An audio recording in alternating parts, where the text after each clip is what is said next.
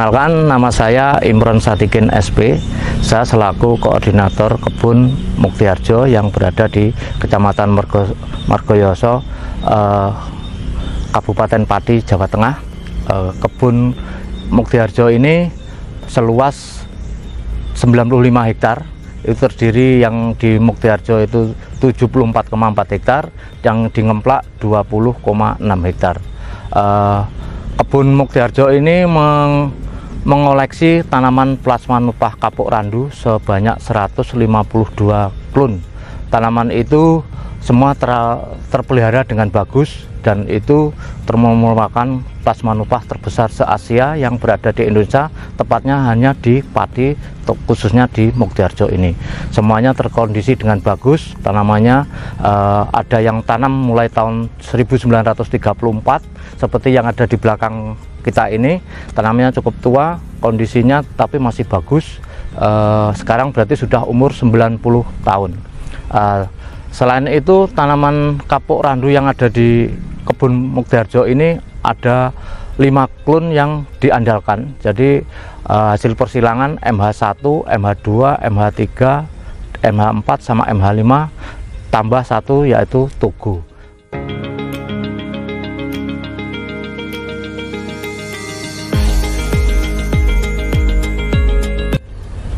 Keuntungan dari Togo ini bentuk perakarannya yang ke dalam, sehingga dengan perakaran randu yang ke dalam, tanaman randu bisa ditumpang sarikan dengan tanaman yang lain, terutama tanaman pangan seperti ketela pohon yang ada ini. Jadi kalau kapuk randu yang lainnya kebanyakan ada deblengnya, perakarannya ke atas, sehingga kalau ditanami tanaman komoditas yang lainnya di bawahnya nggak bisa untuk tumpang sari.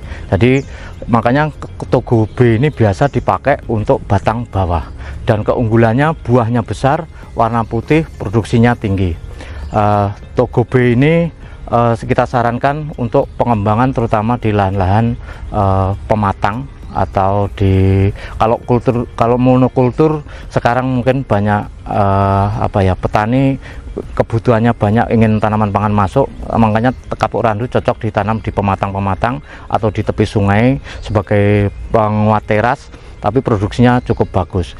Tanaman kapuk dikembangkan dengan sistem okulasi. Kalau kita nanam biji akan berpeluang tumbuhnya tidak sama dengan induknya, tapi kalau dengan okulasi hasilnya akan sama dengan induknya dan produksinya lebih cepat. Ini 4-5 tahun tanaman Togo B sudah mampu berproduksi, beda dengan biji. Kalau biji bisa 10 tahun baru produksi kapuknya, sehingga kurang menguntungkan.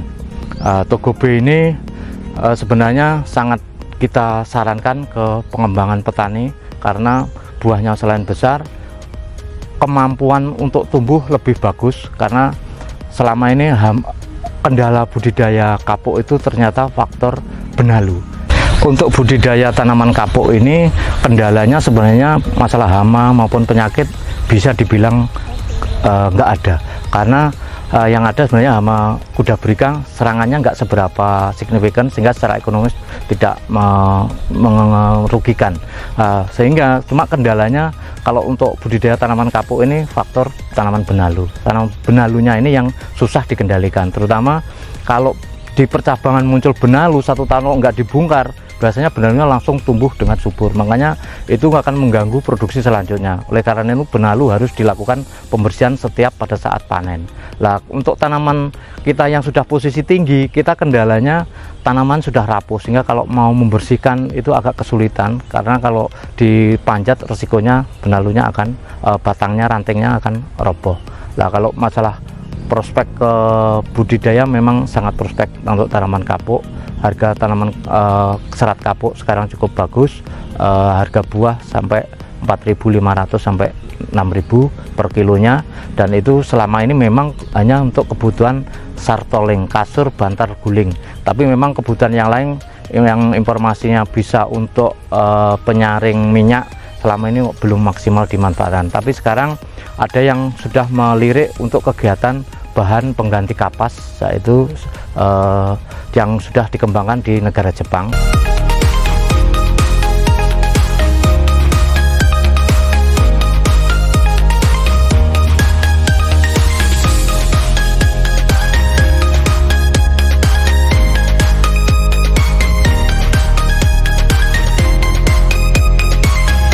Kita sekarang berada di kebun tanaman kapuk randu yang sudah tua. Jadi ini tanaman tahun 1934, berarti sekarang sudah umur 90 tahun.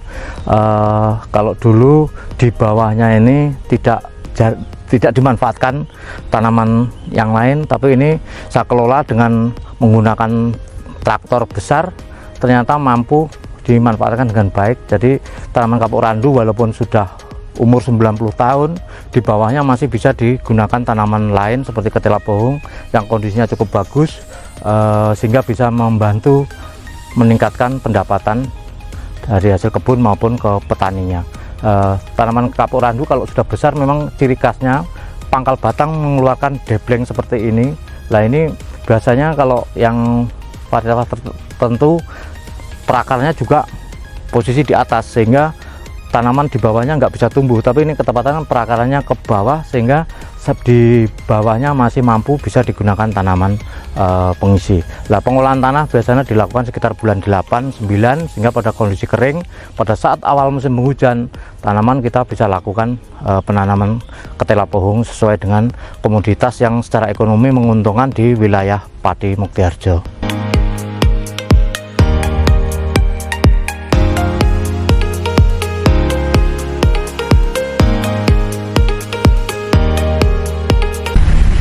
Kita sekarang berada di kebun miniatur plasma nupah yang ada di kebun Muktiharjo. Di kebun miniatur ini ada sekitar 152 klon kapuk randu. Masalah jarak tanam memang namanya kebun miniatur sehingga jarak tanamnya rapat, sehingga seharusnya sudah waktunya penjarangan. Tapi kalau untuk mengarah ke produksi, jarak tanamnya sekitar 20 x 20 atau 15 x 15 minimal itu, atau 10 x 10. Karena apa? Harapannya dengan jarak tanam yang agak lebar, di bawahnya bisa tumpang sari dengan tanaman pangan. Tapi kalau terlalu rapat, dampaknya tanaman akan mudah overlap, sehingga kelemahannya tanaman kapuk randu kalau sudah overlap, daunnya akan tumpang tindih, berpeluang cabang itu akan mengalami kematian atau patah karena kekurangan cahaya matahari. Nah, adapun tipe kapuk randu itu ada dua, yaitu tipe Indica atau yang biasa disebut kapuk Jawa. Fisiknya seperti di sebelah ini, jadi tanamannya batangnya cenderung berduri, percabangannya pendek, buahnya juga kecil-kecil. Dari segi produksi kurang menguntungkan karena kita sudah repot-repot nanam atau membudidayakan tanaman kapuk randu, sudah rugi waktu, ternyata produksinya rendah. Tapi makanya yang saya sarankan kalau bisa budidaya tanaman kapuk randu yang jenis tipe Karibia.